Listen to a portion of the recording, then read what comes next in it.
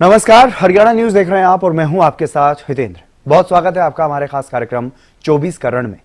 लोकसभा चुनाव में अब वोटिंग की प्रक्रिया भी शुरू हो गई है। पहले फेज का आज मतदान हुआ है पहले फेज के लिए और सियासी घमासान भी लगातार देखने को मिल रहा है। चुनावी बेला में जहां सत्ताधारी बीजेपी 400 पार का नारा दे रही है, तो वहीं विपक्षी दल भी सरकार पर जमकर निशाना साधते हुए नजर आ रहे हैं, जनता को लुभाने के प्रयास में जुटे हुए हैं।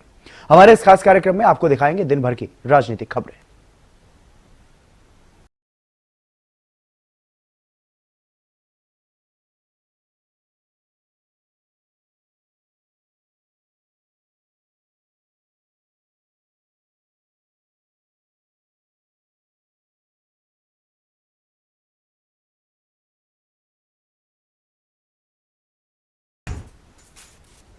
लोकसभा चुनाव 2024 के मद्देनजर पहले चरण के लिए आज मतदान हुआ है और पहले चरण में 21 राज्यों की 102 सीटों के लिए मतदान हुआ। छिटपुट घटनाओं को छोड़कर के मतदान लगभग शांतिपूर्वक ही रहा है। बात करें 5 बजे तक के मतदान प्रतिशत की, तो सबसे ज्यादा वोटिंग फीसदी पश्चिम बंगाल में और त्रिपुरा में सबसे ज्यादा वोटिंग वहां पर हुई है, 75% से भी ज्यादा। और यूपी में 53, तो त्रिपुरा में 76% तक मतदान हुआ है। मध्य प्रदेश में 63% तक मतदान हुआ है। और इसके अलावा अगर बात करें सबसे कम मतदान की, तो बिहार में सबसे कम फीसद जो है मतदान रहा है। हालांकि दिन भर अलग अलग जगहों पर जो मतदान हुआ है उसकी तस्वीरें भी बेहद उत्साहवर्धक जो है वो तस्वीरें सामने आई हैं। ये तस्वीरें आप देखिए, 4 तस्वीरों में आप देख पा रहे हैं पूर्व सीएम देवेंद्र फडणवीस महाराष्ट्र में वोट करते हुए दिखाई दे रहे हैं, तो पुष्कर सिंह धामी उत्तराखंड के सीएम वोट करते हुए दिखाई दे रहे हैं। सचिन पायलट कांग्रेस के वरिष्ठ नेता वोट करते हुए दिखाई दिए। गोविंद सिंह डोटासरा कांग्रेस अध्यक्ष राजस्थान के, वो भी वोट करते हुए दिखाई दिए। इसी तरह से देश भर में खासा उत्साह मतदाताओं में देखने को मिला है। ये 10 तस्वीरें अब आप देखिए। मोहन भागवत आरएसएस के प्रमुख हैं, भजनलाल शर्मा राजस्थान के सीएम हैं, सर्बानंद सोनोवाल खुद उम्मीदवार भी हैं, और किरण रिजिजू केंद्रीय मंत्री, पी चिदम्बरम पूर्व केंद्रीय मंत्री और कांग्रेस के वरिष्ठ नेता, मध्य प्रदेश के पूर्व सीएम कमलनाथ भी मतदान केंद्र पर नजर आए, वोट डालने के लिए पहुंचे थे। पलानीस्वामी, एमके स्टालिन और साउथ स्टार रजनीकांत और तमिलिसाई सुंदरराजन जो कि पूर्व राज्यपाल रही हैं और अब लोकसभा चुनाव लड़ रही है भारतीय जनता पार्टी की टिकट पर, वो भी वोट डालने के लिए पहुंची।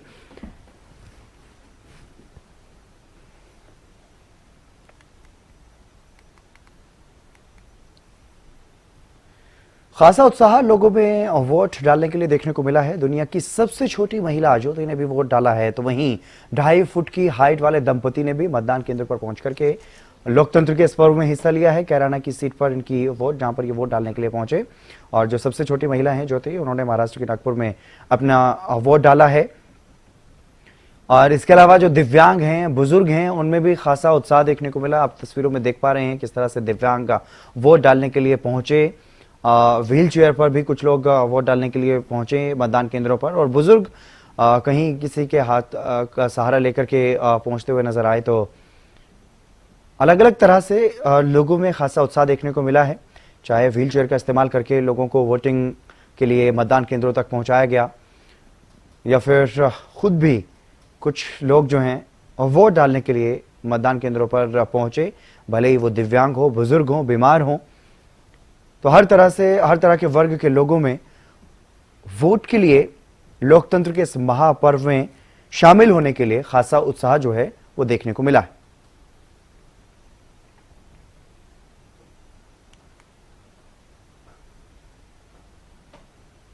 उत्तर प्रदेश की कुछ सीटों पर जहां पहले चरण के लिए मतदान हुआ, तो वहीं अमरोहा में पीएम मोदी पार्टी के पक्ष में चुनाव प्रचार करने पहुंचे और इस दौरान वो जमकर बरसते हुए नजर आए इंडिया गठबंधन पर। अयोध्या में राम मंदिर बना तो ये सपा कांग्रेस दोनों पार्टियों ने प्राण प्रतिष्ठा का निमंत्रण ठुकरा दिया। आप कल्पना कर सकते हैं, वोट बैंक के भूखे लोग प्रभु राम के प्राण प्रतिष्ठा के अवसर पर निमंत्रण ठुकरा गए। अरे उसके बजाय तो उनकी ओर देखिए, जो जीवन भर बाबरी मस्जिद का केस लड़ते थे, सुप्रीम में हार गए, तो खुद प्राण प्रतिष्ठा में आकर के शामिल हो गए और इनको तो उसमें भी शर्म आ रही है। ये तो उनसे भी गए बीते हैं। लेकिन ये लोग निमंत्रण ठुकरा तो दिया, लेकिन इससे भी उनका मन नहीं भरा। उनको लगा कि शायद वोट बैंक कच्ची रह जाएगी, और इसलिए ये लोग आए दिन राम मंदिर और सनातन आस्था को गालियां दे रहे हैं। भाइयों बहनों, भाजपा सरकार के इन प्रयासों के बीच यूपी में एक बार फिर दो शहजादों की जोड़ी, उनकी फिल्म का शूटिंग चल रहा है आजकल।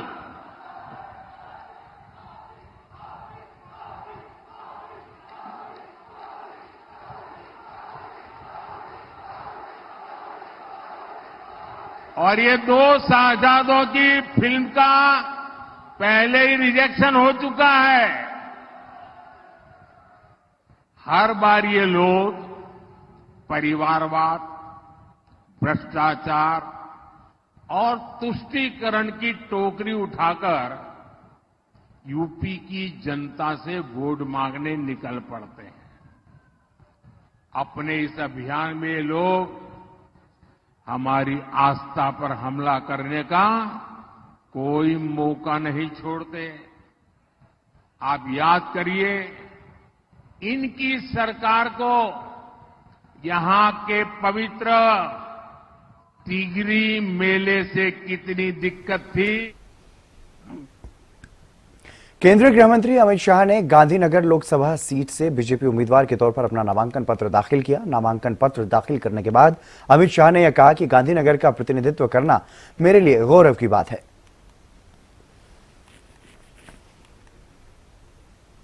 लोकसभा के लिए मेरा नामांकन गांधीनगर सीट से भरा है। मेरे लिए एक बड़ा गौरव का विषय है कि जिस सीट पर से इसी क्षेत्र का प्रतिनिधित्व श्रद्धेय अडवाणी जी ने किया, श्रद्धेय अटल जी ने किया, और जिस सीट पर स्वयं नरेंद्र मोदी जी मतदाता है, उस सीट को प्रतिनिधित्व करने का मौका मुझे भारतीय जनता पार्टी ने दिया है। तेलंगाना के दौरे पर रहे रक्षा मंत्री राजनाथ सिंह ने भी कांग्रेस पर जमकर निशाना साधा है, वो भी आपको सुनवाते हैं।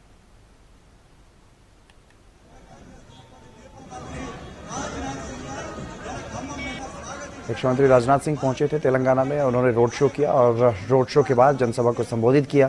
इस दौरान उन्होंने जमकर निशाना साधा कांग्रेस पर। बराबर पंडित जवाहरलाल नेहरू कहते रहे कि हम पॉवर्टी को समाप्त करेंगे इस देश से।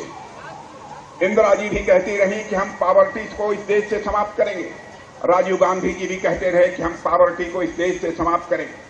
कोई भी पॉवर्टी को समाप्त नहीं कर पाया। इंडिपेंडेंट इंडिया में पहली बार हमारे प्राइम मिनिस्टर नरेंद्र मोदी जी ने 25 करोड़ लोगों को पॉवर्टी लाइन से बाहर करने में कामयाबी हासिल की। बीजेपी के राष्ट्रीय अध्यक्ष जेपी नड्डा ने कांग्रेस सांसद राहुल गांधी के संसदीय क्षेत्र वायनाड में जनसभा की और कांग्रेस पर देश विरोधी ताकतों का साथ लेने का आरोप लगाया। सुनिए। जो पॉलिटिकल फ्रंट है पीएफआई का, और PFI which is a banned organisation, which is an anti national organisation, जो राष्ट्र विरोधी संगठन है, वो एसडीपीआई आज राहुल गांधी और इंडियन नेशनल कांग्रेस को सपोर्ट कर रहे हैं। क्या मतलब है इसका? क्या अर्थ है इसका? और देखिए, बड़े मजेदार बात है कि ये एसडीपीआई एक तरफ ये स्टेट के इलेक्शन में, प्रदेश के इलेक्शन में सीपीएम को सपोर्ट करते हैं, और जब देश का चुनाव आता है तो इंडियन नेशनल कांग्रेस को सपोर्ट करते हैं। दैट मीन्स ये बताता है कि सीपीएम और कांग्रेस पार्टी दोनों ही राष्ट्र विरोधी ताकतों के लिए हमदर्द हैं। They are conducive to the anti-national forces, and the anti-national forces are comfortable with Congress party and CPM. That we have to understand.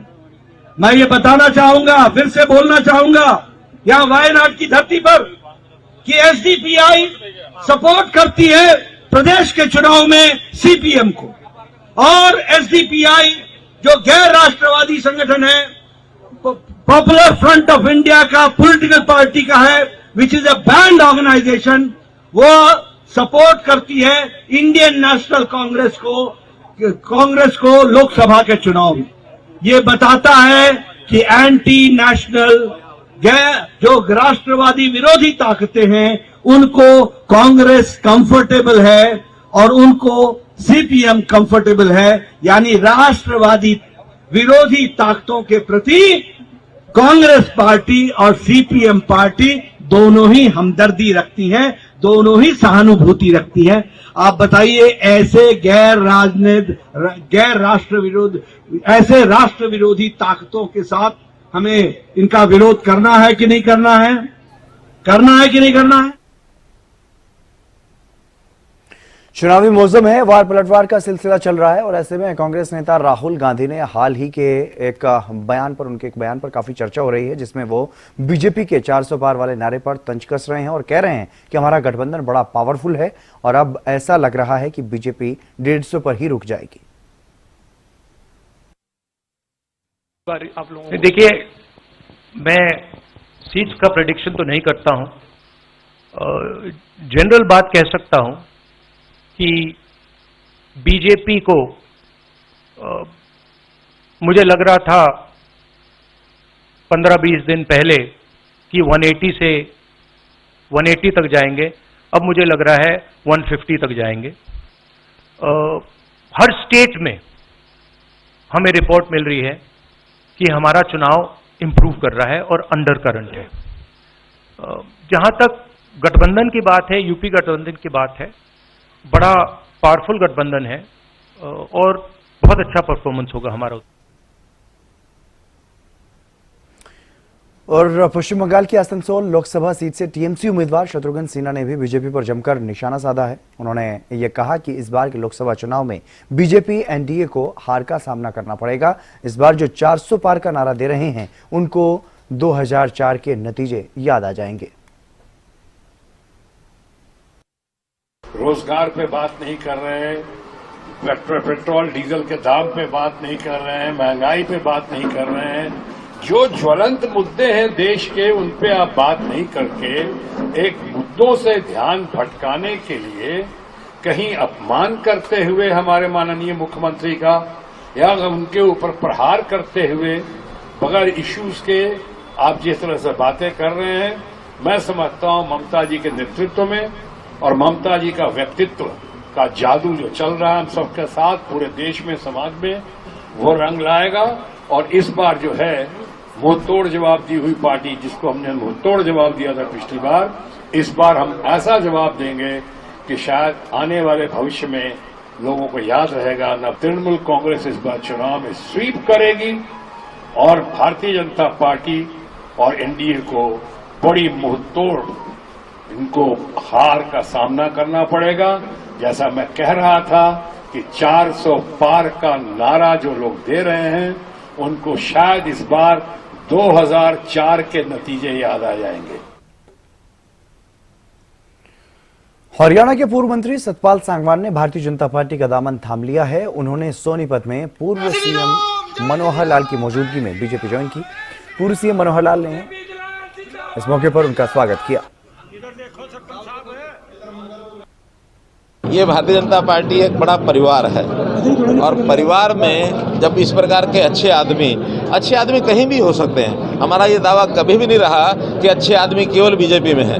अच्छे आदमी बाहर भी जो ऐसे घुटन महसूस करते हैं अपने अपनी पार्टियों में, अपने अपने दलों में, या नहीं भी पॉलिटिकल पार्टी में है, नॉन पॉलिटिकल ऐसे लोग भी हैं जिनको देश की इस प्रकार की प्रगति जो हो रही है नरेंद्र मोदी जी के नेतृत्व में बहुत लोगों की इच्छा करती है। हम उनसे बातचीत करते हैं तो इस प्रकार से पिछले दिनों में भी बहुत लोगों ने ज्वाइन किया। आज श्री सतपाल सांगवान जी ने पार्टी यानी ज्वाइन की अपने बहुत बड़े परिवार को लेकर, बहुत बड़े कार्यकर्ताओं के समूह को लेकर के। और इनका मैं स्वागत करता हूं, इनका आभार प्रकट करता हूं। लोकसभा चुनाव के लिए हरियाणा कांग्रेस ने अभी तक उम्मीदवारों की लिस्ट जारी नहीं की है और ये कहा जा रहा था कि शुक्रवार को लिस्ट जारी कर दी जाएगी, लेकिन अब ये जानकारी मिली कि सब कमेटी शनिवार को पार्टी अध्यक्ष को रिपोर्ट सौंपेगी, जिसके बाद कांग्रेस के राष्ट्रीय अध्यक्ष मल्लिकार्जुन खड़गे इस बारे में फैसला लेंगे। बता दें कि मल्लिकार्जुन खड़गे के बिहार दौरे के चलते उन्हें रिपोर्ट नहीं सौंपी गई। अब उम्मीद है कि शनिवार को इस मामले में रिपोर्ट जो है वो सौंपी जाएगी और तब जाकर के कहीं लिस्ट आने की संभावनाएं हैं, लेकिन अभी भी क्या लिस्ट जारी हो पाएगी, क्योंकि कल शनिवार है और कल बताया जा रहा है कि जो सब कमेटी के सदस्य हैं सलमान खुर्शीद और मधुसूदन मिस्त्री, ये कांग्रेस के दोनों वरिष्ठ नेता जिन्हें हरियाणा की जिम्मेदारी दी गई है, सब कमेटी का एक गठन किया गया। सब कमेटी में इन दोनों नेताओं को जिम्मेदारी दी गई। 1-to-1 इन्होंने कल बात की थी सभी नेताओं से, हरियाणा के दिग्गजों से, सीटों को लेकर के, और उसी पर ये कहा जा रहा था पहले कि कल ही शाम तक लिस्ट आ जानी चाहिए थी, लेकिन उम्मीद की जा रही थी कि आज कम से कम लिस्ट आ जाएगी अगर कल शाम नहीं आई तो। लेकिन अब ये माना जा रहा है कि इस तरह की जानकारी सामने आई है कि शनिवार को राष्ट्रीय अध्यक्ष मल्लिकार्जुन खड़गे से सब कमेटी के वो दोनों सदस्य मिलेंगे, उनको रिपोर्ट सौंपेंगे, उसके बाद लिस्ट सामने आ सकती है, क्योंकि लिस्ट पर आखिरी फैसला जो लेना है वो मल्लिकार्जुन खड़गे को लेना है, राष्ट्रीय अध्यक्ष को लेना है। अमित तिवारी हमारे पॉलिटिकल एडिटर हमारे साथ जुड़ गए हैं अधिक जानकारी के साथ। अमित, क्या कुछ ज्यादा जानकारी मिल पा रही है इस बारे में? क्या वजह है, क्यों देर पर देर? जिस तरह की जानकारी सामने आ रही है, जिस तरह के बयान दिए जाते हैं कांग्रेस नेताओं की तरफ से कि जल्द ही सूची सामने आ जाएगी, लेकिन उसके बाद भी मंथन लगातार चलते रहते हैं और अब एक बार फिर से इस लिस्ट को टाल दिया गया। अब शनिवार की बात कही जा रही है कि शनिवार को यानी कि कल राष्ट्रीय अध्यक्ष से मुलाकात करेंगे सब कमेटी के सदस्य, उसके बाद नाम फाइनल होंगे। देखिए जितेंद्र, लगातार इंतजार की घड़ियां लंबी तो होती हैं ऐसा कहा जाता है, लेकिन इतनी लंबी हो गई है किसी कांग्रेसी ने भी नहीं सोचा होगा जी। और यही वजह है कि वो दिनों दिन जो लिस्ट है वो तलती जा रही है और उसी के कारण असमंजस की स्थिति है। इसमें सबसे बड़ा कारण जो है वो कांग्रेस के शीर्ष नेतृत्व के सामने बड़ी चुनौती है कि कैसे सभी धड़ों को संतुष्ट किया जा सके, गुटबाजी हावी ना हो, उसको रोका जा सके, वो भी संतुष्ट हो जाए। लेकिन कई सीटों पर, जैसे 2-3 सीटें हैं जिन पर पेश फंसा हुआ है, वहां हुड्डा गुट चाहता है कि उनके उम्मीदवार खड़े हों, उनका प्रभाव रहे, और दूसरी ओर एसआर के गुट चाहता है कि उनका प्रभाव रहे। तो ऐसे में एक बड़ा ही जो कांग्रेस हाईकमान के सामने संकट खड़ा हुआ है और इसी वजह से देखिए केवल हरियाणा के मामले में अब तक जो है वो सूची जारी नहीं हो सकी। इसका सबसे बड़ा वजह यही है। और देखिए लगातार बैठकें हो रही है, कभी केंद्रीय चुनाव समिति कांग्रेस की बैठक होती है, कभी उप समिति बना दी जाती है, कभी पैनल के नाम भेजे जाते हैं, फिर उसमें काट छांट की जाती है, नाम बदला जाता है। अभी भिवानी महेंद्रगढ़ की जैसे बात चल रही थी कि किरण चौधरी खुद सोनिया गांधी से मिलकर आई थी, क्योंकि उन्हें वहां से एक तरह से निराशा मिल गई थी कि टिकट कट चुका है श्रुति चौधरी का, ऐसा उनको लगा था। उसके बाद वे सोनिया गांधी से मिलने पहुंची, उससे पहले वीरेंद्र सिंह भी मिलकर आए थे। तो कांग्रेस के नेता ने केवल अपनी मीटिंगों में हाजिरी, जो बैठकें चल रही है उनके अंदर हाजिरी लगाते हैं, बल्कि शीर्ष नेतृत्व तक भी अपनी पैरवी करते हैं, अपनी वकालत करते हैं। अब इसी वजह से ही देखिए जो सलमान खुर्शीद के नेतृत्व के साथ साथ जो उप समिति बनाई गई थी जिसमें मधुसूदन मिस्त्री थे, 2 सदस्यीय समिति के सामने पैनल जो बन गया वो अंतिम पैनल था, उसे मल्लिकार्जुन खड़गे को सौंपा जाना था। लेकिन वो कुछ दौरे पर थे, वो उनको अब सौंपा गई है वो रिपोर्ट, और वो अब क्या करते हैं, क्या वे खुद ऐलान करेंगे या फिर उसे केंद्रीय चुनाव समिति के सामने रखेंगे, जैसी चर्चाएं आ रही हैं। उसके बाद क्या केंद्रीय शीर्ष नेतृत्व निर्णय लेगा या केंद्रीय चुनाव समिति की तरफ से ही वो ऐलान कर दिया जाएगा, अभी इसमें भी असमंजस है। इसके असमंजस के चलते देखिए ग्राउंड में अपनी बैटल जो है वो कांग्रेस कहीं न कहीं कमजोर कर रही है, इसमें कोई दो राय नहीं है। एक तरफ तो 9 सीटें हैं, देखिए उन्हें 10वीं सीट तो कुरुक्षेत्र की पहले से ही जो है वो आम आदमी पार्टी के सुशील गुप्ता वहां से उम्मीदवार है। लेकिन ये कि कांग्रेस की कमजोरी है जिस वजह से 9 सीटों पर वो अपना कोई भी उम्मीदवार अभी तक खड़ा नहीं कर पाई है। जी हितेंद्र। हाँ बिल्कुल अमित, लेकिन जिस तरह की जानकारियां सामने आ रही हैं कि एक दूसरे को कहीं ना कहीं एक दूसरे के जो पसंदीदा उम्मीदवार हैं उनके नाम कटवाने के चक्कर में हरियाणा के दिग्गज लगे हुए हैं, इस तरह की जानकारियां सामने आ रही हैं। लेकिन इस बारे में क्या कुछ ज्यादा जानकारी है? कौन से नेता की इस बार ज्यादा चलती हुई यहाँ पर दिखाई दे रही है? एक तरफ एसआर के गुट है, दूसरी तरफ नेता प्रतिपक्ष भूपेंद्र सिंह हुड्डा के बारे में भी कहा जा रहा है कि एक तरफ वो अपनी पसंदीदा चेहरों को अलग अलग सीटों पर उतारने की कोशिशों में लगे हुए हैं। तो किसको यहाँ पर झटका और किसका यहाँ पर दाम जो है वो लगता हुआ नजर आ रहा है? देखिए, 6 मार्च का खेल राजनीति में चलता रहता है और न केवल वो ग्राउंड पे चलता है जब चुनाव मैदान तैयार होता है उस समय, लेकिन कांग्रेस में जो अंतर कलह मची रहती है उसमें भी 6 मार्च का खेल चलता रहता है। और यही वजह है कि कभी एक गुट जो है वो हावी होने की कोशिश करता है, वो अपना प्रभाव जमाता है, अपने वर्चस्व को स्थापित करना चाहता है। दरअसल यह वर्चस्व स्थापित करने की जो लड़ाई कांग्रेस में चल रही है, उसी वजह से ही आम कांग्रेस कार्यकर्ता निराश है, मायूस है और जिस वजह से उसे इंतजार करना पड़ रहा है कि आखिरकार कौन सा उम्मीदवार उनका आएगा और किसके लिए वे वोट मांगने के लिए जनता के बीच जाए। क्योंकि यहाँ तो देखिए, अभी तो जो हरियाणा की अगर चुनावी तस्वीर की बात करें तो एक तरफा ही मैच चल रहा है, ऐसा लगता है। क्योंकि इनेलो और जेजेपी की बात करें, वे अपने अस्तित्व बचाने की लड़ाई लड़ रहे हैं। उन्हें वोटिंग प्रतिशत जो हासिल करना है उसके आधार पर उनका अगला पार्टी का भविष्य तय होगा। लेकिन देखिए, कांग्रेस अगर आती है, क्योंकि पिछले जो चुनाव में 9 सीटों पर कांग्रेस के उम्मीदवार दूसरे नंबर पर रहे थे, तो ऐसे में कांग्रेस आएगी तो उसे उम्मीद है कांग्रेस नेताओं को कि जरूर उनकी लड़ाई मजबूत होगी। हालांकि देखिए, जितने भी सर्वे आए हैं उनमें रोहतक की सीट जो है वो मजबूत मानी जा रही है। हुड्डा परिवार वहां वर्चस्व रखता है और न केवल भूपेंद्र सिंह हुड्डा ने, दीपेंद्र सिंह हुड्डा ने वहां से जीत की हैट्रिक लगाई है। और अब देखिए क्या उनका रहता है माहौल, लेकिन वर्चस्व स्थापित करने की जो लड़ाई है उस चक्कर में कांग्रेस जो है पिछड़ रही है, वो अपने उम्मीदवारों का ऐलान नहीं कर पा रही।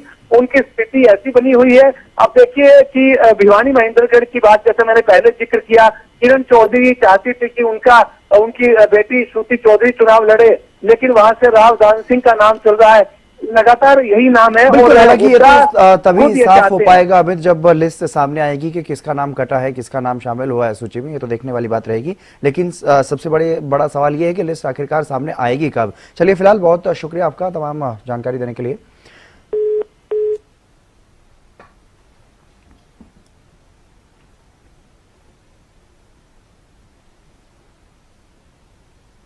और चलिए खबरों में आगे बढ़ेंगे, बात करेंगे एक खास मुलाकात की, क्योंकि कैथल में बीजेपी विधायक लीलाराम गुर्जर से मिले हैं इनेलो नेता अभय चौटाला। और ये मुलाकात काफी अहम मानी जा रही है, काफी खास मानी जा रही है। इस चुनावी मौसम में दोनों नेताओं के बीच ये मुलाकात चर्चा का विषय बन गई है सियासी गलियारों में। हालांकि दोनों नेताओं ने इस मुलाकात को पारिवारिक मुलाकात बताया है। हमारे जितने भी पुराने साथी हैं, चाहे वो आज किसी भी पार्टी में, मेरी एक जिम्मेवारी बनती है कि मैं एक बारी उनसे जरूर सबसे मिलूं। कल को मुझे कोई ये ना कहे कि जी आपने हमें याद भी नहीं किया। मैं कोई राजनीतिक तौर पे मिलने नहीं आया, मेरा इनसे पुराना रिश्ता है, मैं अपना रिश्ता निभाने के लिए आया। लीलाराम हमारा पुराना साथी है, आज का नहीं है। लीलाराम का जन्म इंडियन नेशनल लोकदल पार्टी में हुआ है। किन हालात में किस पार्टी में गए वो एक अलग चीज है, लेकिन हमारे रिश्ते हमारे जो कहते हैं। नहीं भैया, रिश्ता तो बहुत पुराना है। और मैं घर था, मेरे को पता लगा कि अभय सिंह चौटाला जी घर पे आ रहे हैं, मैं अंदर दबल की तो बाहर आया, मैंने उनसे राम राम की। वो घर आने में तो पूछा भी जाता है कि भाई चाय पियोगे भाई साहब? जी। बोले भाई चाय पी लेंगे।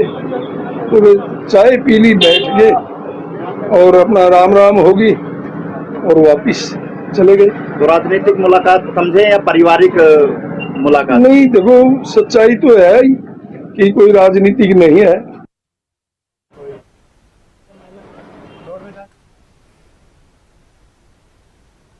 लोकसभा चुनाव से पहले जेजेपी को भी एक और बड़ा झटका लगा है। अब जेजेपी के प्रदेश महासचिव हरपाल कंबोज ने पार्टी से इस्तीफा दे दिया है। हरपाल कंबोज का यह कहना है कि उन्होंने व्यक्तिगत कारणों से पार्टी छोड़ी है।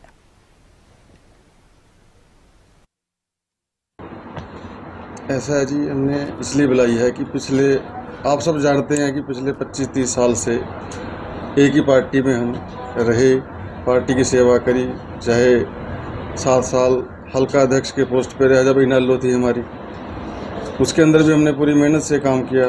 फिर जिला के अध्यक्ष बना 4 साल, यूथ का जिला अध्यक्ष रहा, उसमें भी हमने पूरी तन मन धन से पार्टी की सेवा करी। फिर पार्टी के और स्टेट के अहदे वगैरह आते रहे, चलते रहे, पार्टी में हम सेवा करते रहे।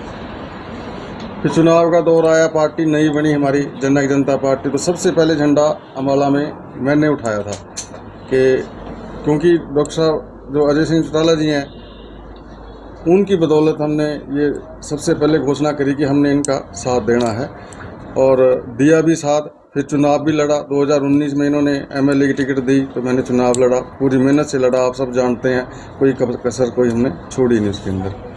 फिर इन्होंने डिस्ट्रिक्ट प्रेसिडेंट बनाया, डिस्ट्रिक्ट प्रेसिडेंट बन के भी 5 साल मैंने पार्टी की फिर सेवा करी, अब स्टेट जनरल सेक्रेटरी की सेवा कर रही हूँ। लेकिन अब कुछ मेरे अपने व्यक्तिगत कारण हैं जिसके कारण मैं आज अपनी पार्टी के अपने पद से इस्तीफा देने जा रहा हूँ। और चलिए इसी के साथ हमारे खास कार्यक्रम 24 करण में आज के लिए बस इतना ही। नमस्कार।